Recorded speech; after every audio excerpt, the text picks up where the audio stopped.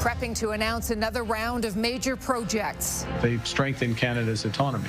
They diversify our economy. They're built with Indigenous partners. All the right buzzwords. Will they add up to a new pipeline for Alberta? Plus, Canada loses its measles elimination status. The issue here is that there are pockets and communities that are under-vaccinated where the virus can take off. Alberta is part of the problem. How losing the status could impact all Canadians. And the world's top young minds putting the pedal to the metal. The entire competition is designed to build kids' resumes to be in F1. It's to work in F1. It's to succeed in F1. A career in premier motorsports starts here. How Calgary's team lines up. CTV Calgary, local breaking news with Tara Nelson. Hello and thank you for joining us. Ottawa's Budget Roadshow rolled into Calgary today as talks to end Alberta's long-running energy disputes with Ottawa appear close to a deal. Kevin Green reports. The federal finance minister brought his sales pitch for Ottawa's new budget to Calgary, highlighting what the feds call a plan for a stronger, cleaner economy. The fact that the prime minister changed the tone to talk about an energy superpower in both clean and conventional energy, I think has really changed how people perceive these things. I think even people I would see at the grocery store, they understand today the nexus between economic security, energy security, and national security. Champagne told Calgary business leaders the government is working closely with the province to finalize deals on energy and emissions. How do we deal with the regulatory uncertainty? Because it's one thing to say that, we're looking at ways to increase investment, but we really need to deal with the regulatory challenges. And so that's the other piece, and that's the risk management piece that I actually asked the minister about.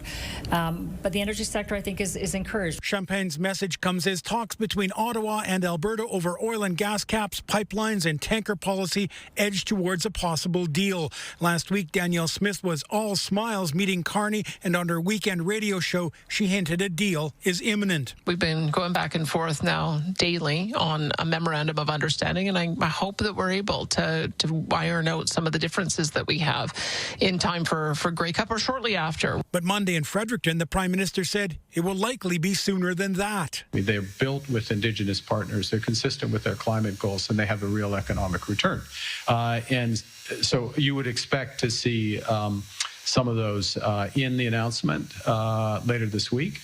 A spokesperson for Enbridge says the federal changes have the company optimistic but cautious, saying in a statement to CTV, what we can't lose sight of, however, is that in order for large energy projects to move forward, the federal government must make various policy changes. This includes simplifying regulations, shortening timelines for project approvals, committing to actions that help unlock production growth, and enhancing Indigenous engagement. Champagne hopes to walk out of Calgary with the endorsement of the city's business community because before any of the Liberals' major project plans can become reality, they must first get that budget passed, despite having a minority in Parliament. And Kevin joins us from downtown Calgary tonight. So, Kevin, it does seem like Ottawa's budget tour may also be a prelude to a major energy announcement. Well, judging by the sheer number of cabinet ministers that are making their way through this province, it sure seems like something is imminent, and we should get a better understanding of that later this week. On Thursday, the Prime Minister this morning said that Thursday is the day that he'll be unveiling the next round, the next tranche of projects, energy or projects in the country. He's making that announcement in Prince Rupert. No surprise that Prince Rupert is the terminal end of a pipeline that could, if it's completely built out, carry liquefied natural gas to the coast and to markets overseas. Now, Tara, I should say that the finance minister, after he spoke with reporters today, told me that he was on his way out the door to go and sit down with Premier Smith and, again, with Calgary's newly elected Mayor Jeremy Farkas. Okay. Back to you. Kevin Green reporting. Thank you, Kevin. Canada has been stripped of its measles-free status by a branch of the World Health Organization. It could take years to get that status back, and some think it could impact travel in the meantime. Jacqueline Wilson explains. Canada has held a measles-free designation since 1998, but now, because of declining vaccination rates and sporadic outbreaks since October of last year, Canada has lost the status. Very disappointing. I mean, we are a global leader in medicine and health and science and public health. And this certainly bruises our reputation. In Canada, there's been more than 5,000 cases in 9 provinces and 1 territory, with almost 2,000 of those cases in Alberta. The Alberta Medical Association saying this is the result of persistent misinformation and disinformation, leading to vaccine hesitancy and low immunization rates. The province says since March, more than 137,000 vaccines have been administered, a 50% increase year over year. It's something Michelle Sear wishes she'd done earlier. Her daughter was hospitalized last month in Ontario. Make sure you do your vaccinations. That's my biggest concern, because if I was a little late with hers, and I think that if I would have got it on time, then maybe she wouldn't have got it. Some in the travel industry say it's possible Canadians who travel might be asked for proof of vaccination. There are many countries in the world where it's mandatory to get a measles, mumps and rubella vaccination. Many countries in Europe, for example, France, Hungary, Spain. So, it's interesting with Canada having lost its status. How are those countries going to view Canadian travellers? We see that now with yellow fever vaccinations. Different countries, they will look at your passport, or they will ask you what countries you've visited prior to coming to that destination. And if they feel it's a risk, they may say, no, you can't come, or they may ask you for proof of vaccination. Returning Canada to its measles-free designation will take a change in how many Canadians are feeling about vaccinations. Once the outbreak's declared over, then we will have to work for 12 months to sustain that lack of transmission. And at the end of that 12 months, we have to prove to the Pan American Health Organization that we have no transmission. Jackie joins us now. So, Jackie, what is the measles situation like in Alberta right now? Tara, so there are 2 active measles cases right now in our province. We are told that those are both in the North Health region. The province also says that 2 people are in hospital right now with measles. Neither of those cases, though, are in the ICU. And Albertans can get a free measles, mumps, and rubella vaccine in our province. If they'd like to organize that, they can call HealthLink 811. Tara, back to you. Okay, Jackie, thank you. Respiratory virus season is well underway, and experts are predicting challenges, especially around influenza. Immunization is considered the best defense, according to doctors and scientists. But for some Albertans, accessing the flu shot for their family has been confusing and time-consuming, adding to concerns that vaccine protection will be low this year. Stephanie Thomas has more. Jeanette Piddington says it's been cumbersome to get the flu shot for her 4 young children. This year has been quite complicated. We've never run into the roadblocks that we have. We need to go to 3 different buildings and make appointments through 3 different sources. Her oldest 2 children will get their shots at the nearby pharmacy. For her toddler, she spent time on 811 and on the booking website and will drive across the city for an appointment booked at a Northeast Community Health Clinic. We're in a first world country with universal health care. We should be able to book the appointment online, walk in within a week, and get your children, your family, yourself vaccinated. It's tarnished her trust in the province's public health strategy. This is purposeful. There's no way.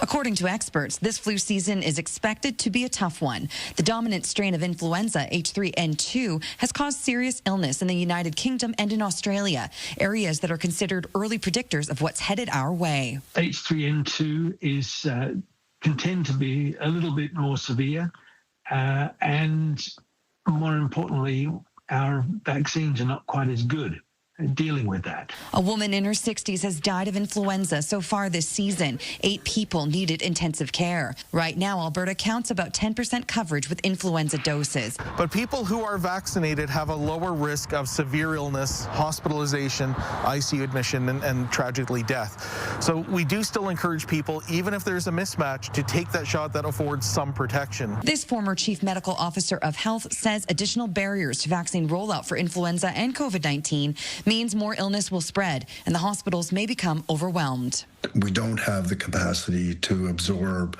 significant amounts of activity from influenza or COVID or both. The province says its respiratory virus dashboard allows real-time monitoring and adjustments, including the ability to add 130 additional beds in peak months. Stephanie Thomas, CTV News, Calgary.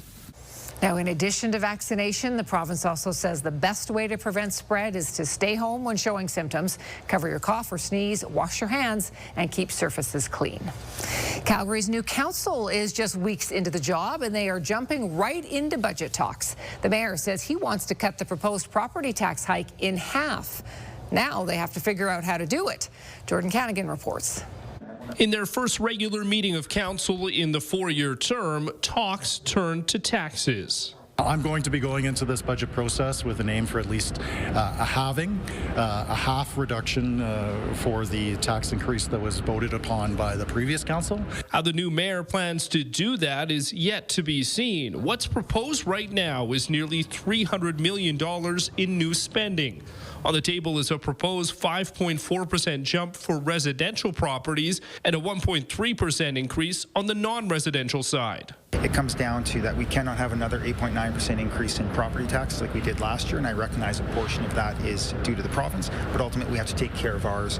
Some councillors think cutting the proposed tax hike in half is a tough task. They'll have 2 weeks to consider it. So as it currently stands, there's nothing really within the budget that would result in a 50% cut, in my opinion. While others say they need to find that savings, from considering efficiencies to cutting the climate mitigation work. A lot of promises made by a lot of these councillors that were hired was the climate fund, right? I believe that's honestly a waste of money in my opinion right now. I think we can eliminate a big portion of that, if not all of it. And we also think a lot about coordinating construction works. The idea to dig once so that there's collaboration between, say, the water utility, NMAX, ATCO, roads. There's a lot of ways that we can make the existing resources go further. Jordan joins us from City Hall tonight. Jordan, another consideration is revisiting the tax shift.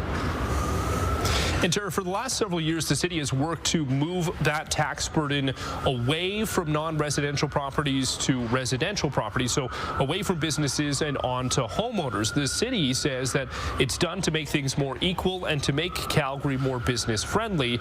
But if that were to be revisited, if that tax shift is canceled for this year, it would mean that that proposed property tax increase would come down significantly. The mayor says every option will be on the table when they start those discussions, which will begin on November 24th. Those final decisions will happen by the end of the month. Tara? Okay, Jordan Canagan at City Hall. Jordan, thank you.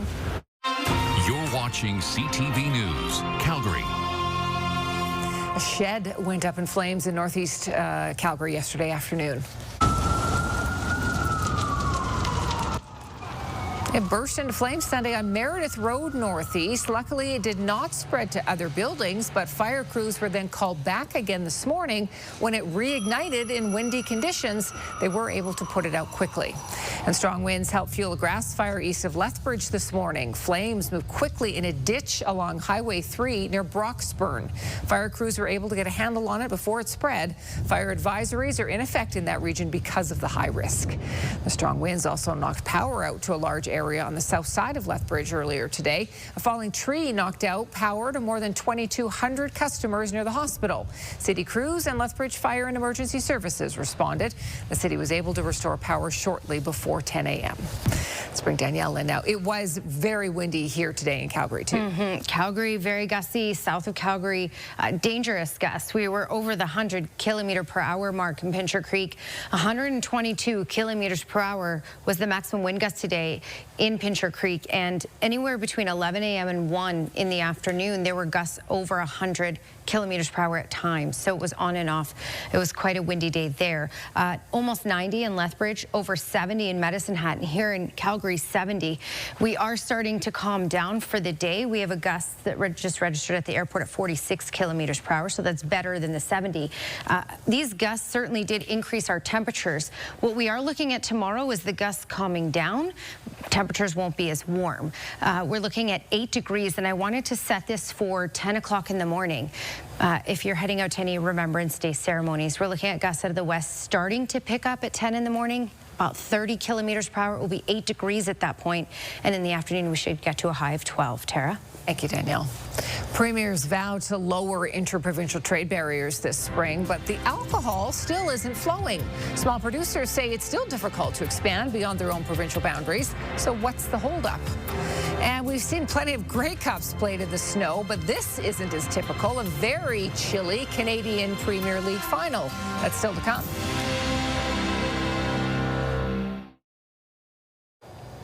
When the elbows came up in the spring, many businesses hoped Canadians were banding together to help them. However, small and craft alcohol producers aren't feeling those benefits due to interprovincial trade barriers. That's according to a report by the Canadian Federation of Independent Business. Tyler Barrow has more on the challenges they face and what they say needs to be done. Every day, Toolshed Brewing produces approximately 10,000 cans of beer.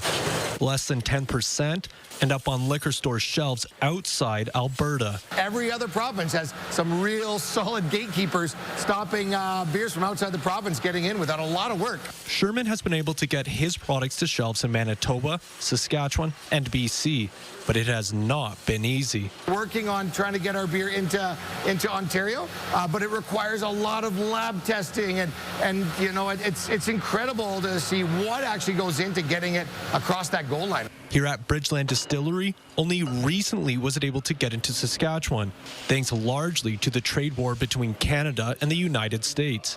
Simpler to look at markets like Japan and the UK than looking at Ontario and BC. A recent report by the Canadian Federation of Independent Business highlights the major roadblocks Canada's small and craft alcohol producers face despite recent agreements made to ease trade restrictions. It points to outdated rules and complicated processes. Fixing these issues should be a priority for Canadian governments, especially in light of the U.S. trade tensions. The CFIB is calling on provinces to add alcohol to the mutual recognition agreement on goods, allowing it to flow more freely across the country. The group also says all provinces and territories need to do more. The Ministry of Service Alberta and Red Tape claims it's doing its part, saying, "We continue to lead the nation in knocking down trade barriers for the liquor industry, providing all liquor manufacturers, regardless of their province or country, with the opportunity to sell their products in Alberta." Producers here in Calgary say change can't come soon enough. And I just don't want the premiers to stop talking about lowering the interprovincial barriers, whether it's beer or anything else. The new reality is there's lots of competition out there with tariff, non-tariff, and so on. We need to make more room for Canadian content. Tyler Barrow, CTV News, Calgary. To further break down interprovincial trade barriers, the CFIB also wants a cross-provincial working group established dedicated to alcohol trade reform. Alberta's museums and historic sites saw a spike in attendance this summer. The province says there were more than 600,000 visits. That's an increase of 7% over last year. That's partly because more Canadians were taking vacations in Canada due to tensions with the U.S. The province also offered free admission to children and discounts to youth following the federal government's Canada Strong Pass initiative. Parts of central Canada are being hit by a record-breaking snowfall. The cleanup continues in Toronto, where nearly 10 centimeters of snow fell yesterday, and then more today. The storm marks the city's earliest snowfall of more than 5 centimeters since 1969, and almost 12 centimeters was dumped on the nation's capital, making it the snowiest November 9th since 1897. This is CTV News, Calgary. Well, we haven't had that yet. No major snowfall. That sure puts the wind in perspective. Yeah, we'll take the wind. Yeah, we have better driving conditions here, don't we? However, contending with wind gusts around 122 kilometers per hour, that sure makes driving very tricky. And there were certainly some issues out on the road in many parts of Alberta today. So these gusts, how do I explain this? It will still be gusty tomorrow, just not this gusty. So Pincher Creek, you're looking at 70 kilometer per hour gusts for tomorrow. Lethbridge, Medicine Hat, 60 kilometer per hour gusts for tomorrow. And in Calgary, 50. And most of that 50 should not pick up until about the afternoon hours. But if you're heading out to Remembrance Day ceremonies in the city, you may have to deal with 30 to 40 kilometer per hour gusts at that time as it starts to get going. Okay, these wind gusts certainly knocked the temperatures up a lot. We were all in the teens for the most part today. Calgary, we got up to 15 degrees today, and we're now down to 11 as things drop off and the sun has set. 9 degrees in Drumheller, 3 in Brooks. Again, all of these temperatures were in the teens earlier today. So it was a warm and certainly windy day. There's the system that is responsible for the winds in this westerly flow. The core of the system and all the moisture from the system will mainly stay stateside. So this is not a big weather maker for us other than the wind that we've had. And the winds, again, are going to subside a little bit for tomorrow. It'll be way more reasonable. Still on the windy side. All right, but when we look at what this does to our conditions tomorrow, it does clear out. So mainly sunny skies for all of southern Alberta tomorrow, and somewhat calmer winds. So it's a really nice day considering we're in November and we're looking at a daytime high of 12 degrees in the afternoon. So here's your Action Furnace 5-day forecast. Again, at 10 a.m., you're looking at about 8 degrees and the wind's starting to gust up to 30, maybe 40 kilometers per hour. So the winds will start to get going, but it will be gustier in the afternoon, up to 50 kilometers per hour. All sunshine for the day. All right, we have a bit of a roller coaster ride with temperatures this week, especially during the work week. We're down to 6 as our high for Wednesday. Back up to the teens for Thursday. The winds will kick in and be quite gusty on Thursday once again. And then we have a chance of some moisture, mixed precipitation on Friday with a daytime high of just 6 by then. Thank you, Danielle. 2 men are spending hundreds of hours restoring a Second World War airplane in Penhold. The plane was discovered 4 years ago in a field near the Red Deer Regional Airport. It's the remains of a 1941 airspeed Oxford bomber used to train pilots during the Second World War. 2 men from Innisfail decided to restore it despite years of work already. Vern Dewick and David Kolesnik say there is still plenty left to do. In fact, the plane won't be fully restored for another 10 years. Well, we're volunteers with Harvard Historical Aviation Society in Penhold, and the society is trying to preserve all of the history of the airbase from World War II, because what they found is that history is slowly being lost if we don't preserve it. And so this is one part of that preservation, is this airplane that we're working on. Both men are retired power engineers and say they've taken on the challenge in order to preserve history. Tim Hortons is offering free coffee to veterans and armed forces members to mark Remembrance Day. The company says Canadian veterans and active duty military members who present a valid government-issued veteran service card or military service ID can receive a free hot beverage of their choice tomorrow. The promotion applies to all locations across Canada. Tim Hortons' president says it is a gesture of appreciation for their service and their sacrifice. CTV Calgary will bring you the Remembrance Day service tomorrow from the Hangar Flight Museum on TV and online. It begins at 10:30 a.m. Delegates are in Brazil for the climate change conference, and there are concerns that some countries, including Canada, may be heading in the wrong direction when it comes to cutting emissions. And these teens aren't just watching Formula One on TV like the rest of us. They're designing their own cars and teams and then competing internationally. That story is still to come. Climate experts and leaders from around the world are in Brazil this week for the start of the Global Climate Summit, COP30. On the agenda, how to rein in the climate crisis before catastrophic warming becomes inevitable. CTV's Scott Hirsch reports. International leaders are being urged to tackle the climate crisis with more urgency and more cooperation, but it comes at a time when some key global partners appear to be backing away from the climate fight. I am very worried about Canada's participation, given that the recent signals that we have gotten from Prime Minister Carney and his government have only been about moving back on existing policy. The Canadian delegation might face some criticism at the COP30 summit getting underway in Brazil as climate observers point to the recent budget that's big on development and an expansion of energy projects, but a retreat of some Trudeau-era climate policies.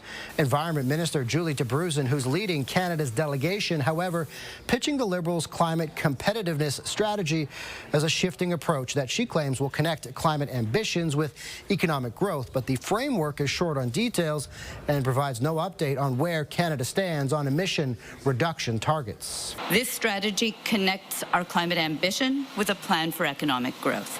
It prioritizes measures that deliver the greatest emissions reductions and increases competitiveness at the lowest cost for Canadians.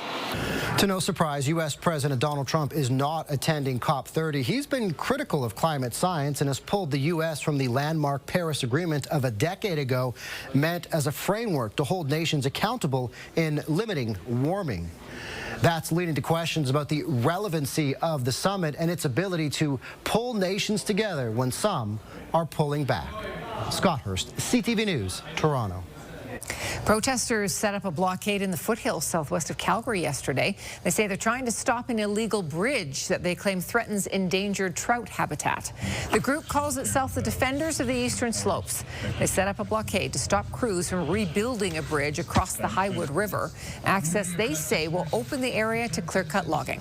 Hoping that we, as a community, as public of this province, can come together and talk about our values related to water and protecting these eastern slopes. And we're working to develop a nonpartisan policy for protection and restoration of the eastern slopes that prioritize water and long-term sustainability over short-term profit and extraction. In a written statement to CTV News, Wes Fraser said, "We consider all aspects of the forest, like water sources, wildlife, habitat, recreation, wildfire risks, traditional and cultural use. All critical habitat watercourses will have a minimum 30-meter buffer, with other areas receiving even greater protection."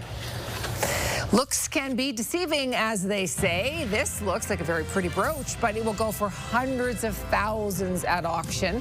We'll tell you who it belonged to and why it's so significant next.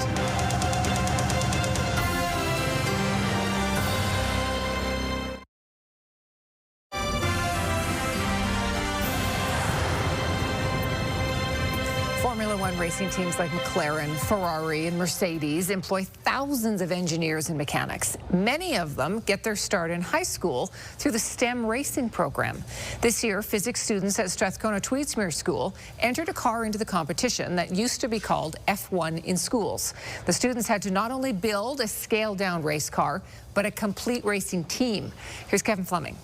She's a Formula One fan, and when Sophia Doherty learned about the new STEM racing program at her school, she jumped at the opportunity. It really intrigued me, the name, and I was like, okay, I'll just do it. It's extra credits. I think I'm going to learn a lot. Like, might be a tough experience, but I'll give it a try, and I'm very glad I did. Doherty is one of 6 students who spent 14 months creating a racing team to compete against other schools across Canada. You can't just give them everything. They have to find things on their own. They have to design it the way they see that addresses those specifications.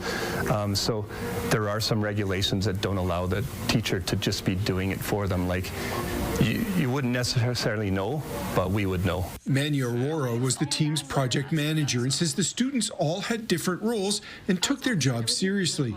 That commitment helped them earn the right to compete in the World event in Singapore. It's a very professional program. They're looking for kids that will be their next engineers in Formula One. They're looking for kids who will be the next marketing advisors for Formula One. It is the entire competition is designed to build kids' resumes to be in F1. It's to work in F1. It's to succeed in F1. 83 teams from 34 countries competed in the largest ever STEM racing world finals.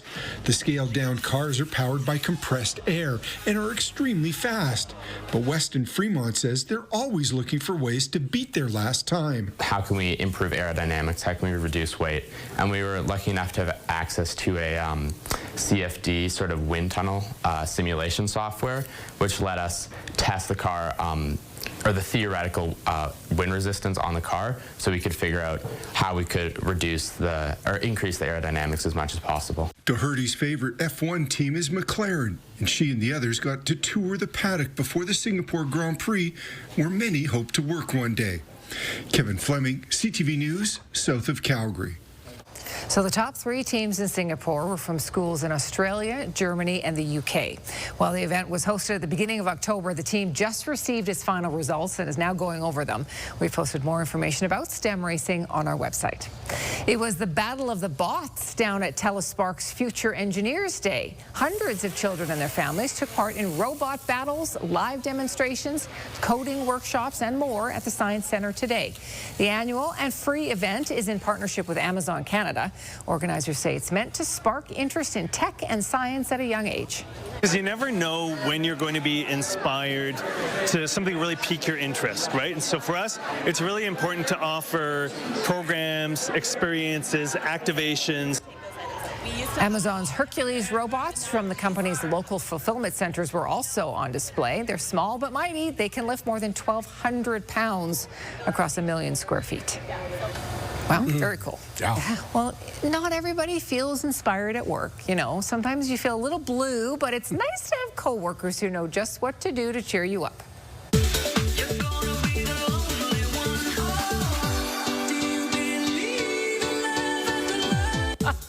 Just imagine the literal pick-me-up. These two buddies know how to cheer each other up.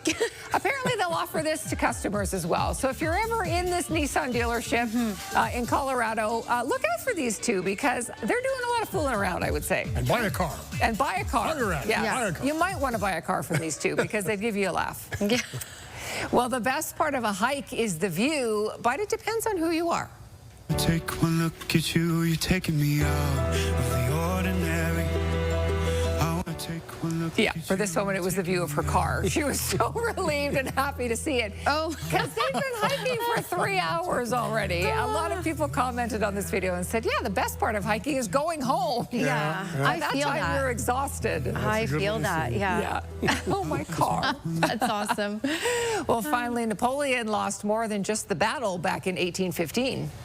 This wonderful object is Napoleon's hat button that was recovered when he fled the battlefield of Waterloo. Well, it would make a pretty fabulous brooch now. It was seized from the French emperor when he abandoned carriages full of personal belongings to get away from opposing armies. It is now being auctioned off, along with other diamonds worth tens of millions of dollars, at Sotheby's annual Royal and Noble Jewel Sale in Geneva on Wednesday. That brooch is expected to sell for between $100,000 and $250,000 US. It's a beauty. Lots of money. I've moved to lots of houses and always thought that maybe I'd find something like that in the basement. That would be nice. A little buried treasure. Yeah. Yes, absolutely. Didn't happen yet. Well, there's a big vehicle recall to tell you about tonight. Thousands of cars and trucks may be affected by engine failure while driving. Stay with us for those details.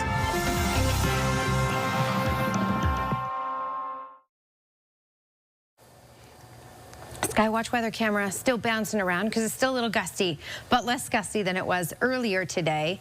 And we're improving in the wind. It will still be windy tomorrow, but just less windy than the 70-kilometer-per-hour gusts we got in the city today.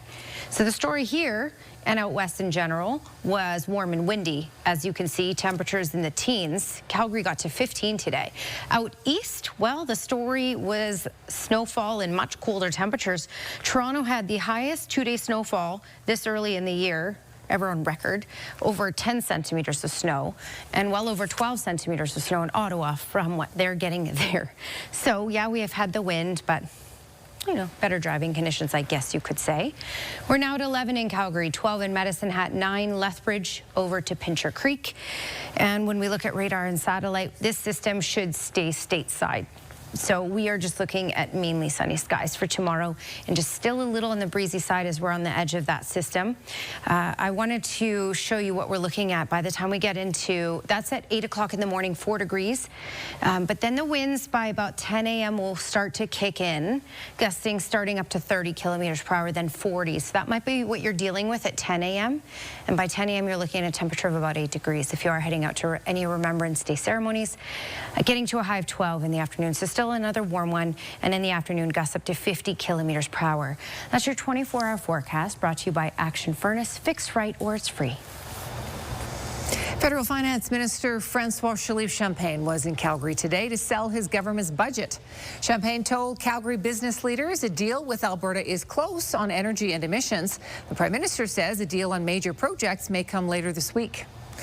Canada has officially lost its measles elimination status. Some travel experts say it's possible Canadians might be asked for proof of vaccination when arriving in other countries. And there are emerging signs the flu may spread faster and lead to more serious illness this season. Data shows a nasty virus circulating in the UK and Australia, which is a warning of what's to come for North America. Canada Post has submitted a plan to the federal government to make its business model financially sustainable. In September, Ottawa gave the Crown Corporation 45 days to deliver a blueprint. Canada Post says it won't share the details of the proposal until it's approved by the government.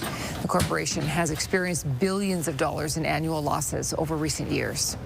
PayPal is bringing its Buy Now, Pay Later service to Canada, partnering with companies like Ticketmaster and Home Depot. Customers can pay for purchases of between $30 and $1,500 in 4 interest-free installments over 6 weeks, and there are no late fees. PayPal launched its U.S. Buy Now, Pay Later service in 2020. Well, how would you like to be surprised at the movies? We're not talking about a jump scare, but an actual mystery screening. Cineplex is launching Monday surprise premieres. Major new releases will be screened at a lower cost. The catch? The title of the film will only be revealed once the lights go down. It starts today at select theaters across Canada. Customers will pay $8.99 for a Monday surprise ticket. Tickets are normally about twice that. Cineplex hopes it might get more people off the couch and into theaters. Thousands of vehicles manufactured in 2023 and 24 are being recalled in Canada. BNN Bloomberg's Marilla Fernandez has more on that. More than 13,000 vehicles are being recalled over an engine concern. Lexus and Toyota models are on the list of vehicles being recalled over a fear the engine could stall. It is only a problem for cars with a 3.4-liter twin-turbo engine. The Lexus models are the GX550 and LX600. For Toyota, it's the Tundra. Toyota recalled 10,000 vehicles last year for a similar problem. Owners will be notified by mail. Here are the closing numbers for the day. The Canadian dollar is up to $71.35. West Texas Intermediate crude is up over $60 today. Western Canadian Select is up a bit to $47.92. And the TSX gained more than 400 points to end the day at 30,316. Those are your business headlines. I'm Marilla Fernandez. Donald Trump has pardoned several people who tried to overthrow the 2020 election in the United States. Among them, his former lawyer, Rudy Giuliani. But presidential pardons only apply to federal crimes, and none of the Trump allies was charged in a federal case. Trump proclaimed the move would end a grave national injustice and continue the process of national reconciliation. The presidential pardons include 77 people and could include others not named, but does not apply to himself. In Washington, there's finally some hope that the longest government shutdown in U.S. history could be coming to an end. I would encourage every member of this body, Democrat or Republican, pro-bill or anti-bill, not to stand in the way of our being able to deliver the coming relief quickly. The American people have suffered for long enough.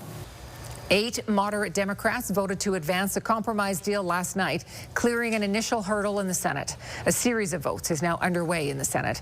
If passed, the bill could bring relief to families whose food subsidies have been disrupted, as well as to thousands of federal workers who have gone unpaid and travelers who have faced canceled flights. The Mount Royal Cougars suffered a heartbreaking loss this weekend, and it all came down to a controversial call.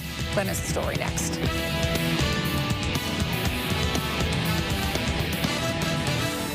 We will remember. Watch live coverage of Calgary's Remembrance Day ceremony with Tara Nelson, November 11th at 10:30 a.m. on CTV, streaming through the CTV News app and at ctvnewscalgary.ca.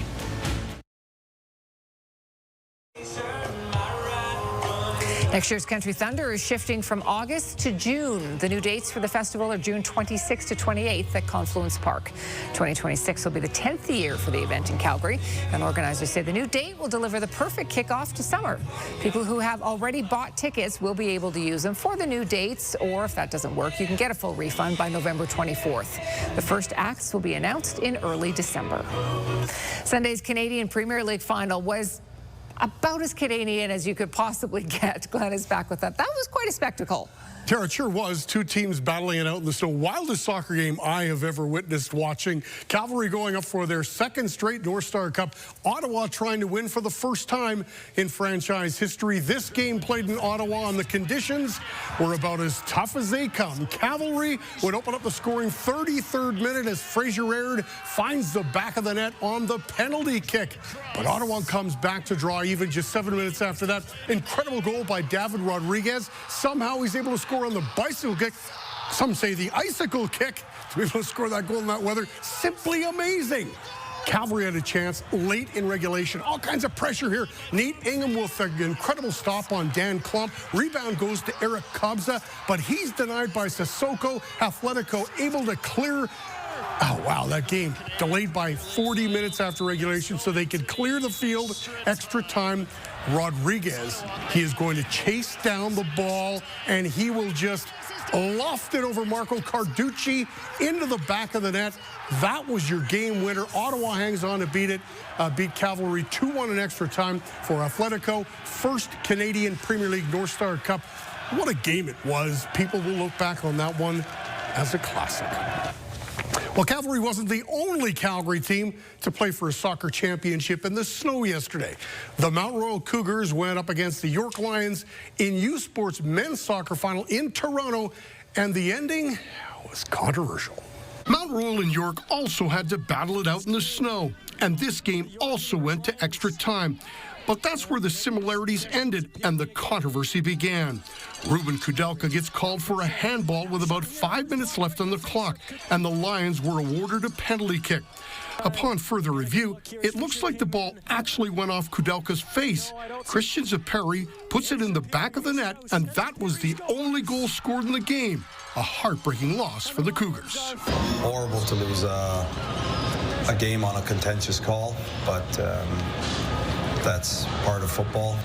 Definitely tough to digest, but I think every referee tries to do the best for the sport, and I wouldn't want to be in that situation either. But of course, it's tough to lose a game on a decision that not everyone sees as 100% clear. As tough as the loss was, this was an incredible season for the Cougars.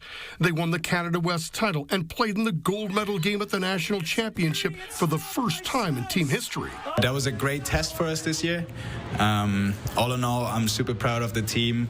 I think they could be proud of themselves too. I know it's just a silver medal and it might be frustrating, but in the end we played in a gold medal game and our first time in program's history, and that's something to be super proud of. This was the third straight national championship the Cougars have been to. And the good news, the roster will look much the same next year, as only a couple of players will age out. That bodes well for the program and for recruiting players to come to Mount Royal. Making U Sports Nationals is always massive for recruiting. I think these days social media is a big part of it, so when people see a little bit what our program's about, that definitely draws players to us and makes people excited to be part of what we're doing. So yeah, it's a huge accomplishment, and people want to be part of that. Lots of comments on that. Kind of a horrible ending for the Cougars. Yeah, that is too bad for them. Okay, well, tomorrow morning, of course, Remembrance Day. So there will be a service in Ottawa. We'll be broadcasting it at 8 a.m. and then at 10:30, the local ceremony here at the Hangar Flight Museum. So many people, about 1,000 people usually head to that as well, Danielle. And it should be a beautiful morning. A lot nicer for us on this side of the country than that side, because it will be quite chilly over there for us. We may have to contend with a little bit of wind. I wanted to show you what we're looking at for 10 a.m. if you are heading out to any Remembrance Day ceremonies. 8 degrees in the city at about 10 a.m. That looks like 10, 11 is when the winds will start to get going, gusting up to 30, even 40 kilometers per hour, and then it will certainly be windy in the afternoon, up to 50. 12 degrees will be our high with that, though. So we're going to do okay tomorrow. Weather window brought to you by Lux Windows and Doors, crafting quality windows and doors for your style, budget, and Alberta's climate. And a stunning picture sent in by Marnie Kane, Field of Crosses. Thanks for your company tonight. Have a terrific evening, and we'll see you again tomorrow.